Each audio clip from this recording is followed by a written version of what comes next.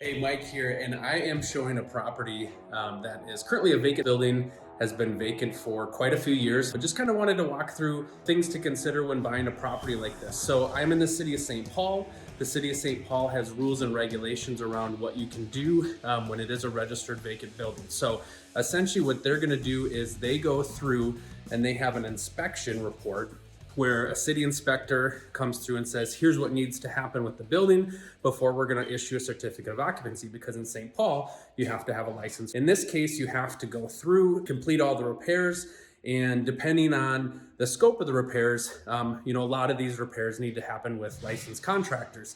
And so the city's going to go through, you have to make sure that you pull all the proper permits, do the repairs, get them signed off on. And then they also have a city approval process where you have to show them, here's the repairs that I'm making, here's the cost of the repairs. They sign off on it and allow the sale of the property. So a lot of hoops to jump through, but a lot of people turn away from this kind of stuff because there's too hard or there's too many steps.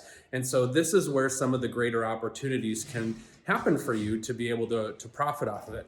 Now, that being said, the building that I'm in right now is in really rough shape.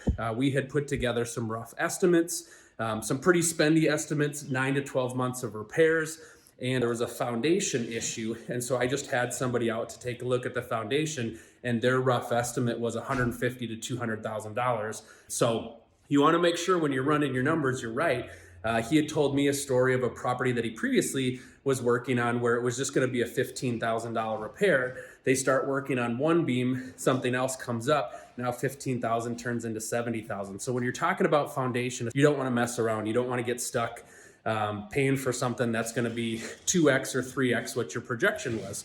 And so that being said, based on their report, based on the foundation, our buyer's not going to be interested in this property at this price anymore, and maybe not even at any price point. So make sure you do your due diligence. I also had a property manager who's a licensed contractor with me. The first time we walked it, we put together some projections of costs, some time estimates, and we actually came up with a pretty good plan to turn a 7-bedroom or 6-bedroom fourplex into a 12-bedroom fourplex. So we had a good plan in place.